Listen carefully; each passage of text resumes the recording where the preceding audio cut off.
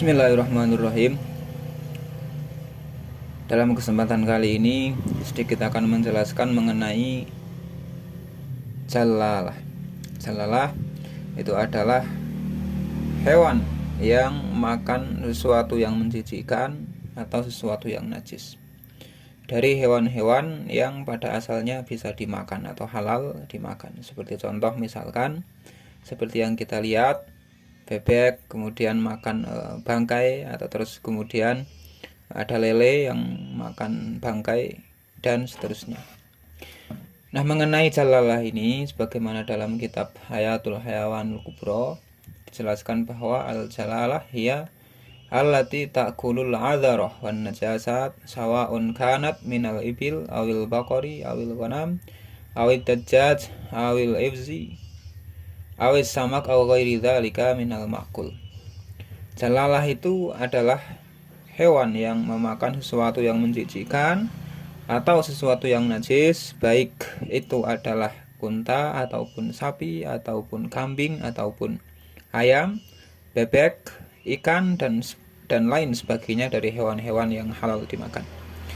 Nah, adapun hukum memakan jalalah ini seperti misalkan lele yang seringnya itu mengkonsumsi atau makan bangkai ayam biasanya itu hukumnya bagaimana? Hukumnya adalah makruh. Ini sebagaimana di dalam kitab Fathul Mu'in. Di sana dijelaskan bahwa wa yukrahu jalalatun walau min ghairi na'amin kata jajin in wujida fiha rihun najasah. Dimakruhkan memakan jalalah walaupun min ghairi na'am, walaupun itu bukan hewan ternak. Seperti contoh, hewan ternak di sini maksudnya adalah unta, sapi dan kambing ya. Walaupun selain itu, seperti contoh dajjaj, ayam, bebek.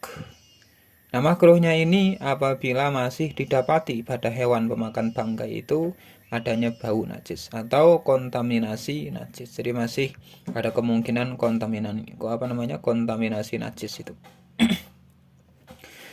Kemudian sebagaimana dijelaskan juga di dalam kitab Al-Muhadzab, Imam Asy-Syairazi beliau menjelaskan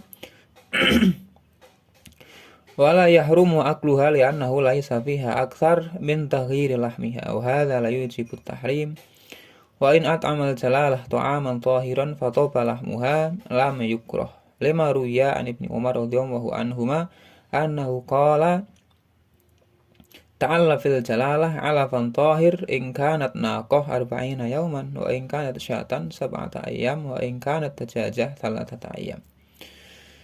Di sana dijelaskan bahwa tidak haram mengkonsumsi jalalah ini, hanya makruh ya sebagaimana tadi dalam kitab Fathul Mu'in ya. Alasannya kenapa kok tidak sampai batasan haram itu adalah karena pengaruh dari makan najis ya, itu tidak lebih dari hanya merubah dagingnya saja, yang tadinya misalkan tidak begitu amis kemudian menjadi amis. Nah, sedangkan perubahan itu atau hanya sekedar merubah seperti itu, hanya merubah daging itu la yujibu tahrim, tidak sampai batasan kepada menyebabkan haram. Nah, ini alasannya kenapa kemudian jalalah ini tidak haram. Nah, kemudian apabila jalalah ini kok sudah dikasih makan dengan makanan yang suci, kemudian dagingnya menjadi seperti semula, maka kemakruhan ini sudah hilang, lam yukrah ya. Dengan dalil adanya riwayat dari Ibnu Umar radhiyallahu anhuma bahwa beliau itu memberikan anjuran ya, untuk supaya memberikan makan jalalah, hewan yang suka makan bangkai ini sebelum disembelih. Ini supaya diberi makan dengan makanan yang suci, dengan pakan yang suci. Kalau misalkan itu adalah unta, maka 40 hari. Kalau sudah 40 hari memakan makan yang suci, nanti kemakruhannya hilang. Jadi nggak makruh lagi. Kalau kambing, cukup dikasih makan yang suci selama 7 hari. Kemudian kalau ayam, dikasih makan selama 3 hari dengan makanan yang suci, itu akan menghilangkan kemakruhan dari ayam yang makan bangkai itu sendiri. Wallahu a'lam bishawab.